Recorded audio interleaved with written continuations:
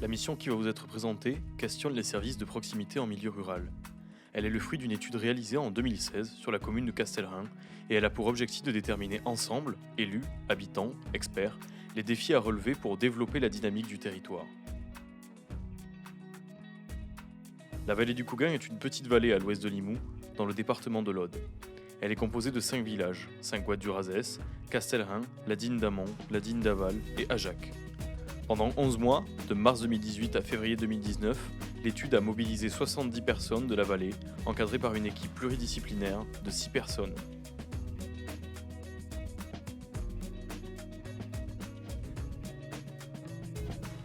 Le PTCE 3.EVA, c'est le pôle territorial de coopération économique de la Haute-Vallée de l'Aude. Dans son nom, ce qui est important, c'est le mot coopération, et c'est ce qui fait toute son originalité. Et l'originalité de celui de la Vallée de l'Aude, c'est d'être particulièrement transversal, parce que les autres qui existent sur le territoire français, en général, sont beaucoup plus concentrés sur une filière, sur une question précise.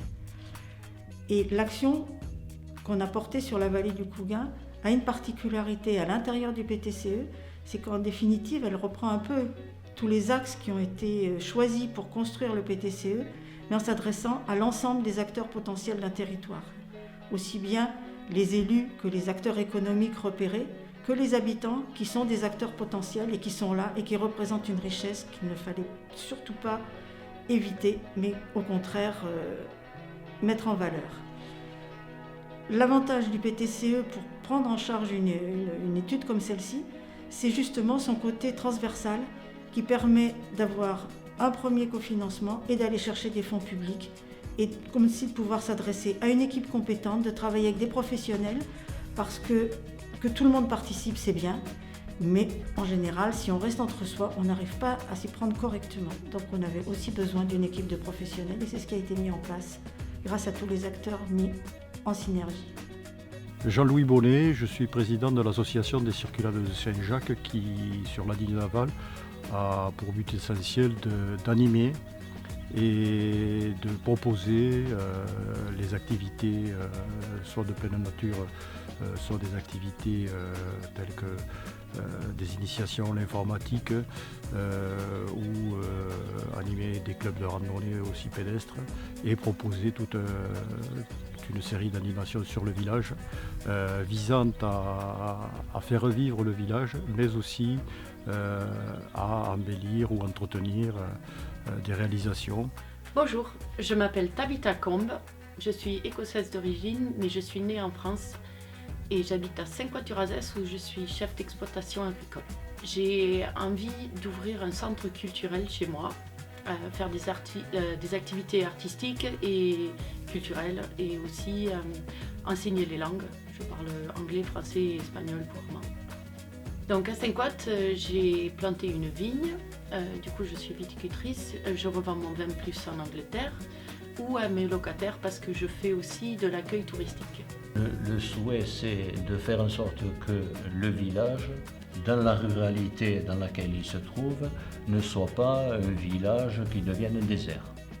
Et donc, dans la mesure où nous avons cet objectif-là, on va s'employer à faire en sorte que le village soit un village vivant. Alors pour faire simple, dans le déroulé de cette étude, ce qui est intéressant à retenir, c'est ces 3 grandes étapes. Une première étape qui concerne le relevé avec des données démographiques, socio-économiques, un relevé qui concerne les caractéristiques paysagères et puis le foncier communal. La deuxième grande étape du travail, ça a été une phase de recueil de la parole des habitants. On est parti de leurs idées, de leurs envies pour l'avenir, de leurs idées pour mieux vivre sur la vallée du Cougain et petit à petit, au travers d'ateliers participatifs dans les villages, on est allé de l'idée au projet, on les a accompagnés à structurer des projets, à structurer leurs envies. Et une dernière étape qui est un travail de recommandation, de préconisation sur la base des idées, des projets qu'ont commencé à construire les habitants. On va fournir aux acteurs de la vallée, habitants comme élus, un certain nombre de recommandations qui va leur permettre de poursuivre la mise en place de ces projets.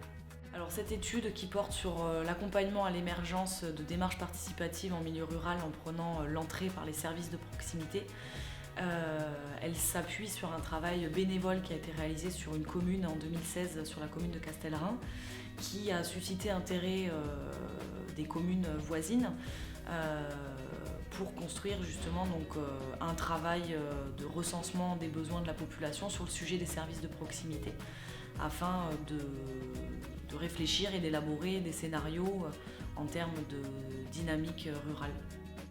Cette étude, en fait, ça peut être un plus aussi pour nous. Donc moi, je sais que je vais la regarder vraiment en détail, parce qu'à la fois sur le fond et sur la forme, voir par exemple comment on a pu questionner les habitants, comment les élus ont pu justement rentrer dans cette étude.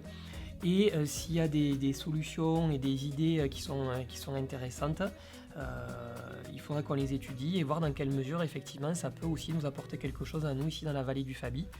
Les résultats de cette étude sont compilés dans un document qui permet donc de présenter les conditions de mise en œuvre ainsi que les informations utiles pour la mise en œuvre de projets sur le territoire de la vallée du Cougain.